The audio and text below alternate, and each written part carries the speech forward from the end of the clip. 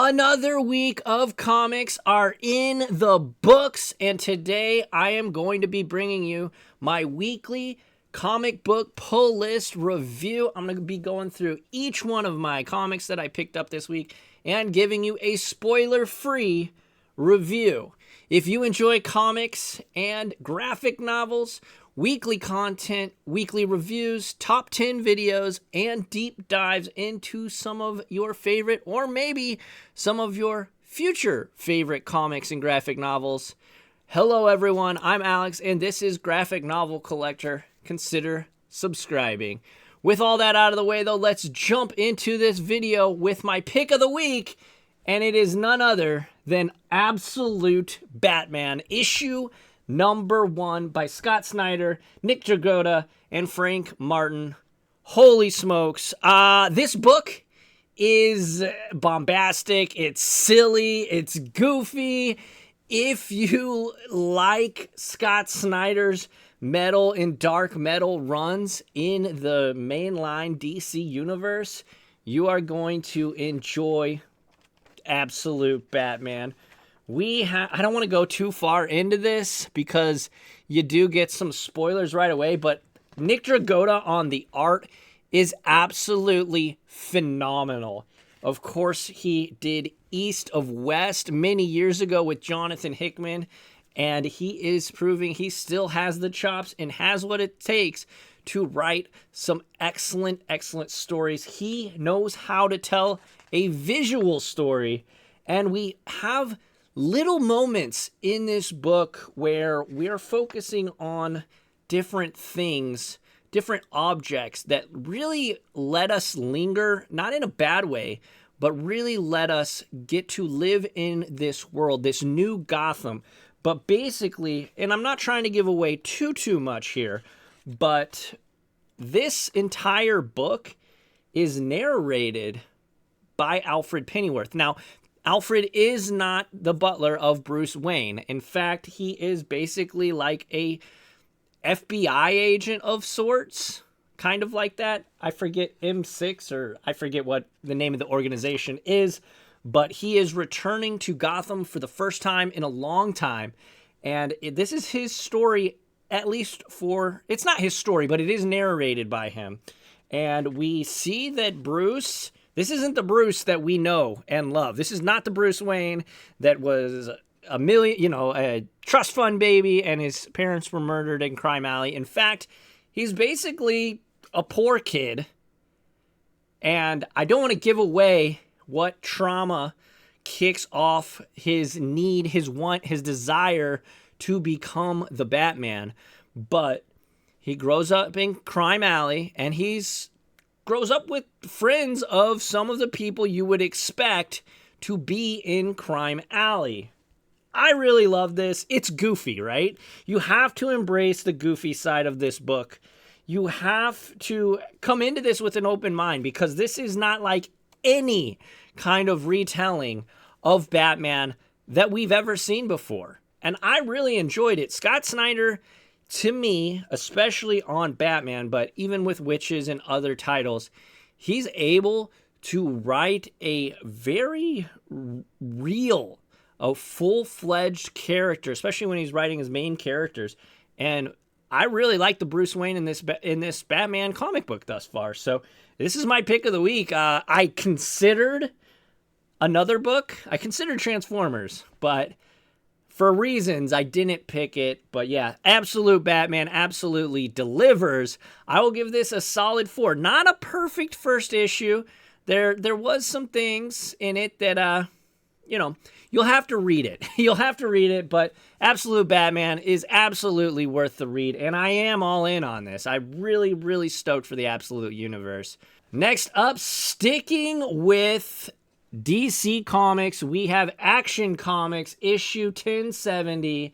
This is written by Mark Waid and art by Clayton Henry. Matt Hermes on the Is he on the colorist? Yes. So yeah, I really like this book. Mark Waid knows how to write a darn comic book, and we have Phantom Zone monster coming out. We are setting up something really cool. You do have Jimmy Olsen taking pictures. I really liked it. He's like upside down like Spider-Man. And then you see the big upside down Superman logo there. And he's like, Jimmy, what are you doing? You could have hurt yourself, buddy. And then basically this monster, this amalgamation of several supervillains that have been trapped in the Phantom Zone, take not only Superman, but also Superwoman to the brink and really, really wear them out. The art in this book, I really, really liked. I really liked it. Action Comics, this is action-packed. This is bombastic. This is what you expect from Action Comics. And to be quite frank with you, I have not read much Action Comics. I haven't read much individual Batman books. I haven't read individual Superman books. I like him more with teams, but this is certainly setting something up. Basically, it is decided that Superman needs to go to the Phantom Zone, and I'm really, really excited for Action Comics. Mark Waid is just an immaculate. He's a sensational comic book writer, and I really, really enjoyed this. If you like Superman, this is, the big blue Boy Scout as you know him, but a great jumping on point. All In is proving to me that it is doing what they're setting out to do. It's a great jumping on point. They're not really restarting anything. They're not rebooting anything, but so far with each title that I've read, it has been a good jumping on point. Action Comics 1070. Whew! Been a long time, but yeah, check that one out. Overall, I will give this one a solid 3.5 stars. Next up, we're switching over to Marvel, and this is the Amazing Spider-Man issue number 59.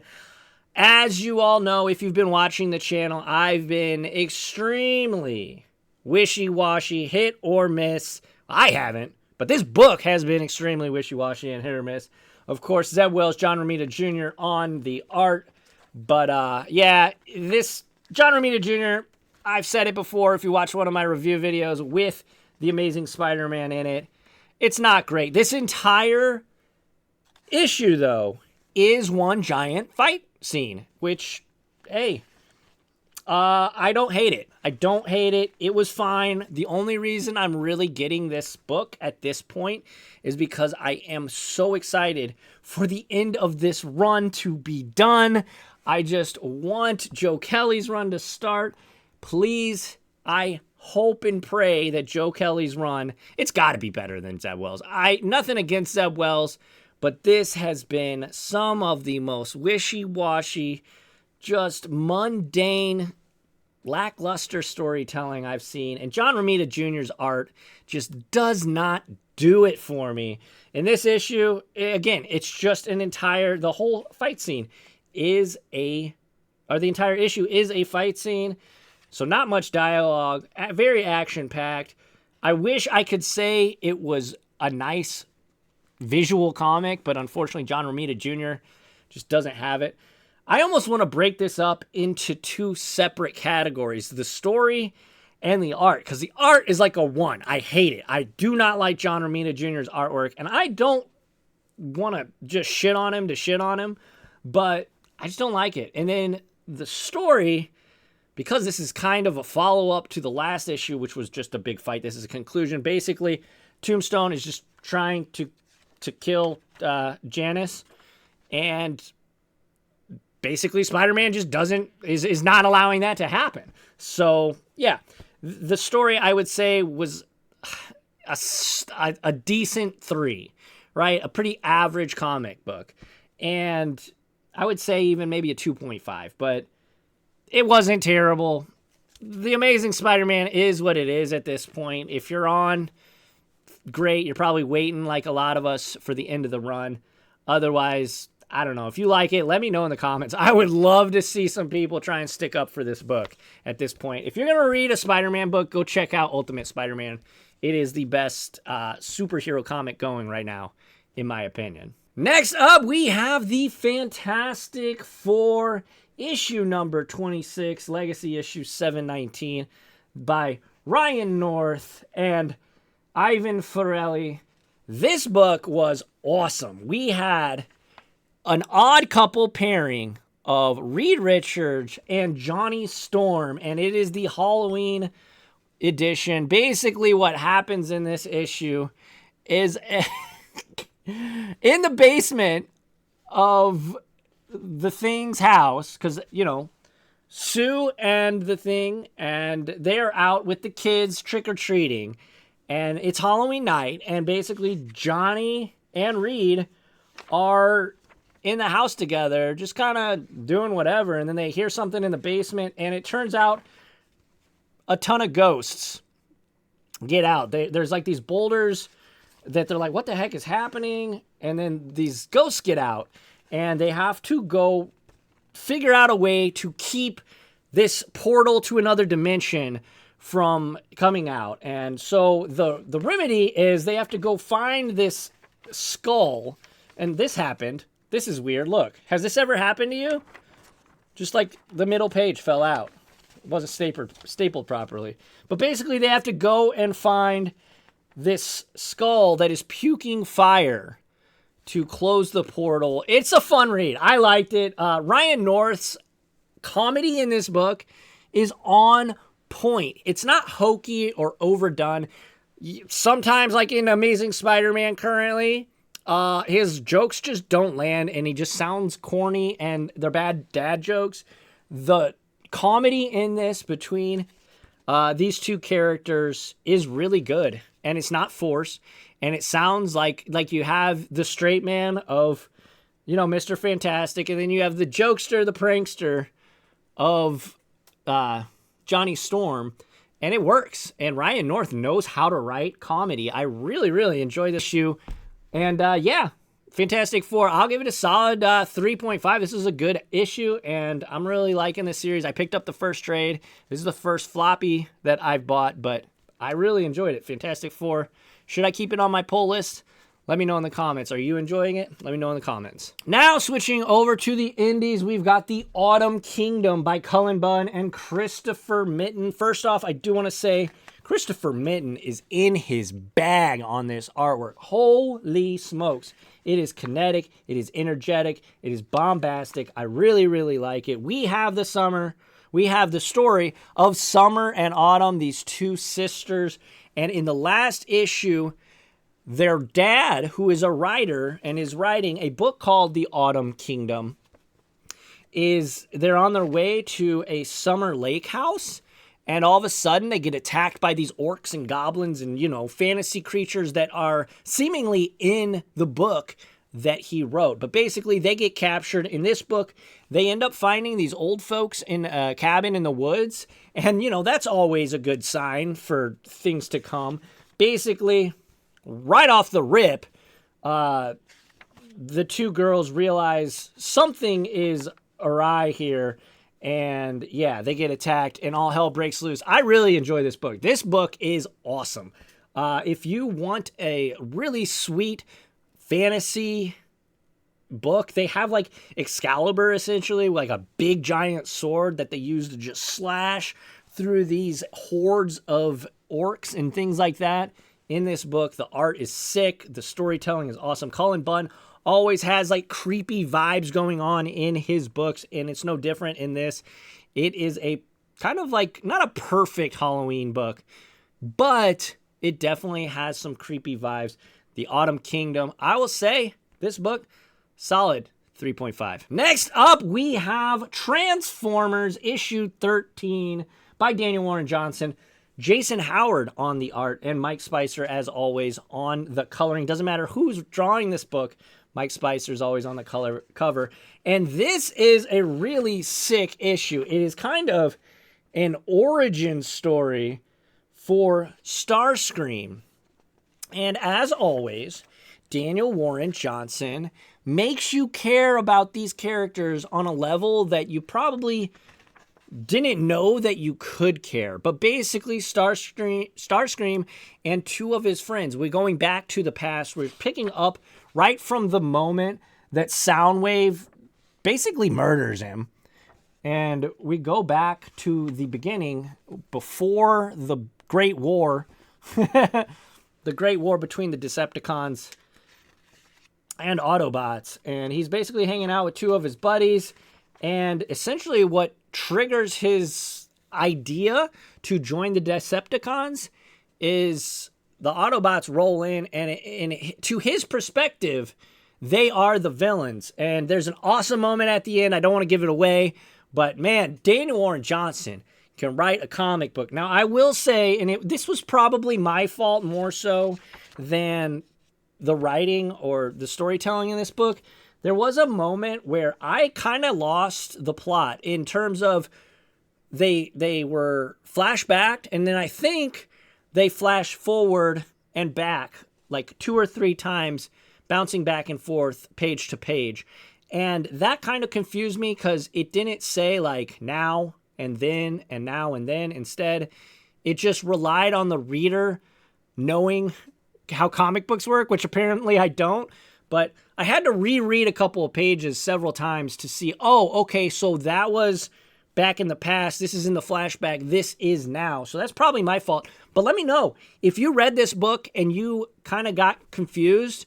Let me know in the comments. I would love to learn that I'm not just the worst at reading comic books. Transformers, yet another great issue. Solid 3.5. Issue 13.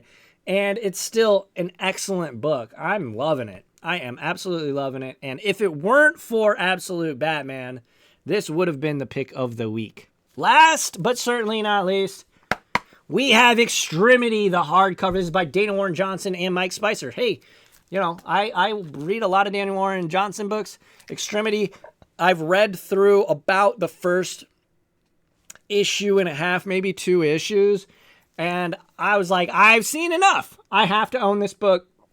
Extremity is an excellent, excellent tale about a girl and a village. They're attacked.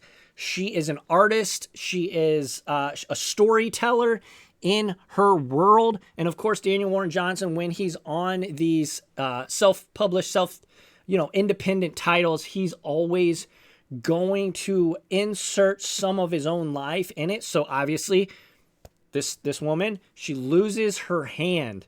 That's not a big spoiler because the name of the book's Extremity. So, but she loses her hand, loses her ability to storytell, kind of loses her standing within her own village, and it picks up from there. She's on a path for revenge, and that's all I really know about the book because that's how far I am into the book. But I am super stoked to dig in and really, oh my gosh, oversized hardcovers. I love them.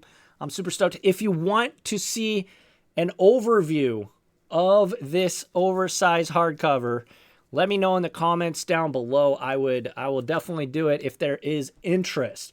But yeah, Extremity by Daniel Warren Johnson, just an excellent book, and I'm super stoked to jump in. Let's run through them real quick.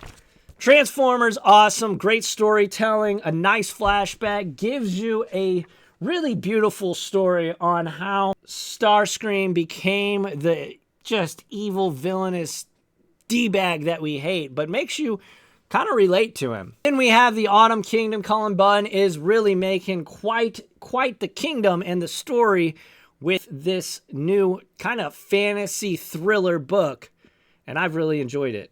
Next up, the Halloween issue of Fantastic Four, a great odd couple pairing of Reed Richards and Johnny Storm getting this puking skull to puke into this other dimension. Absolutely just hilarious, fun, just excellent issue. Action Comics, Mark Waid on it. I really love it. Phantom Zone shenanigans, really pushing Superman and Superwoman to the brink. And of course, Absolute Batman, pick of the week. Absolutely fun, great, bombastic. Scott Snyder and of course Nick Tragotta's art is incredible. I really, really enjoy this reimagining of the Caped Crusader. But yeah, there you have it, everybody. Thank you all so much. Make sure to like, comment, and subscribe. Hit the notification bell icon. Set it to all so you don't miss out because I come out with comic book content every single week. I appreciate you all. And until the next time I see ya, I will see ya. Adios.